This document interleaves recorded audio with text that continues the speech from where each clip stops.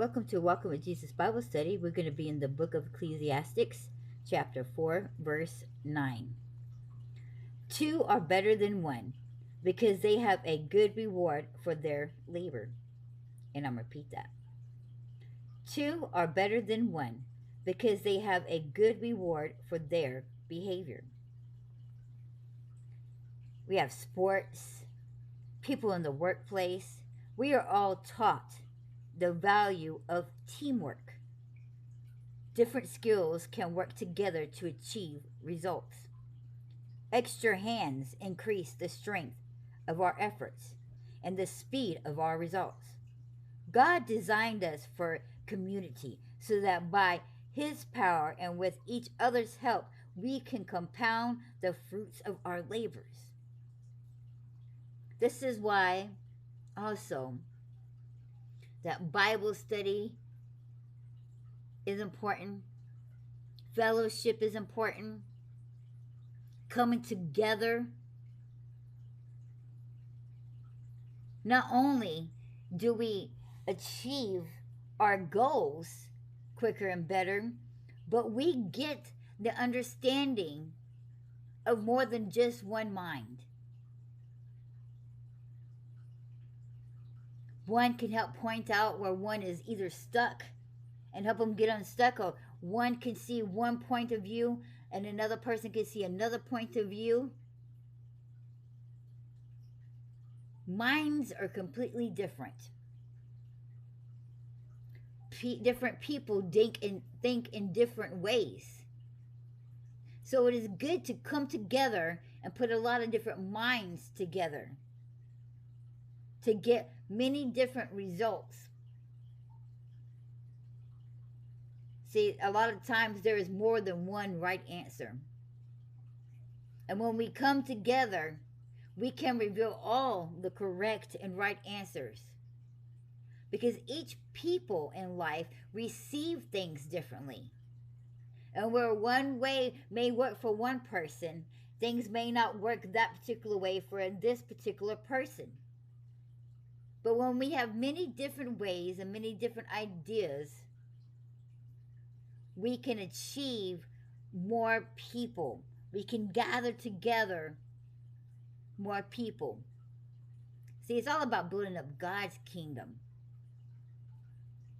We are called to be fisher of men. And when I know I say this a lot, but it works great, especially since God, goes and say, hey, I'm going to teach you to be fisher of men. And, there's many different fish in the sea. And when you fish, there's many different types of fishing lure. Each one does its own job getting a particular type of fish. You can't take this little bitty small hook and expect to catch a shark. It just is not going to happen. Same thing with the line. You've got to use different bait, different hooks to catch different kinds of fish. So when we look at certain types of people who are out here preaching on the streets, being evangelists, being a preacher, doing missionary work, and they don't look exactly how you think they ought to look, you've got to remember that you're not the only fish in the sea. Certain people cannot go to certain areas. If there's a thug that God had called, you can't just send this, anybody in the ghetto and start saying some of the things that God had asked to be said to catch the people without, something, really crazy happening. First of all, they're not going to listen to him. But if you send somebody who can speak their language, so to speak, almost look the part, you're going to have a better chance of these people listening to the words of God and capturing their hearts and their souls to Christ.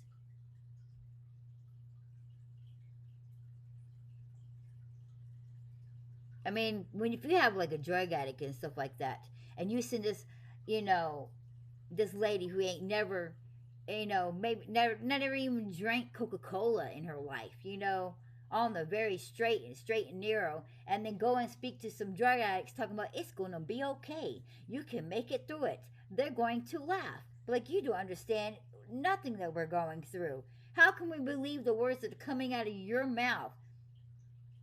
You don't know what it's like to be us. You don't know what it's like to go through what we have gone through.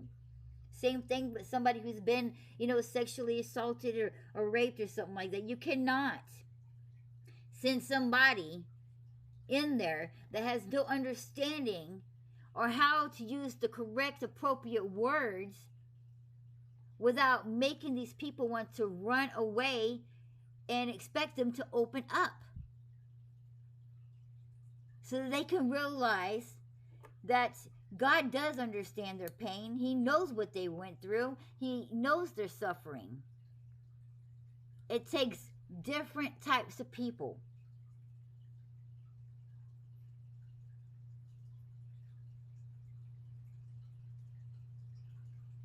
So when we come together, things work for the greater good, for God's kingdom.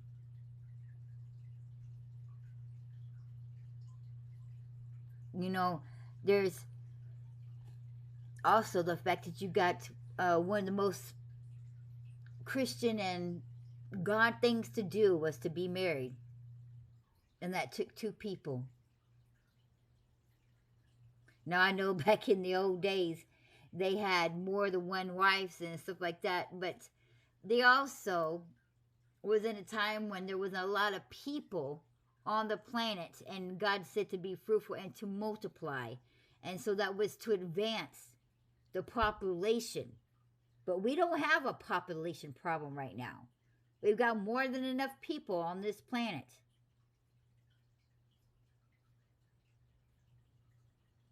That we don't need to have it.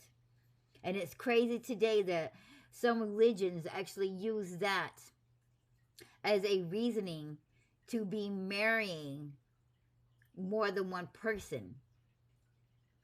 Oh, well, they did it in the Bible. Well, it's not in the Bible times. So I just don't, of course, I don't understand that part, but that's okay. I don't need to understand it since it's not for me anyway. But God has a reason why he puts people together. Sometimes he puts people when you're in a work environment or in a church missionary group environment and you're sent over here and they team you up with somebody that you least expected it. So why would they put me and him together? This is not going to work out. We don't even get along. And you don't understand it. But God has a plan and he has a reasoning for it. He needed those two people for a reason. Because they was complete opposite. So because where he was going to send them was going to take both types of people. And because you had this type and this type out there, they was able to reach everyone in that specific area. See, we may not see the reasoning why God plans the things that he plans, but we got to remember, we're not supposed to lean on our own understanding, but trust God always. For he does know what he's doing. And his plan is always the best plan. His way is always the best way. He can see the beginning and the end, and we cannot. We can only see what's right in front of our face and sometimes look behind at the past.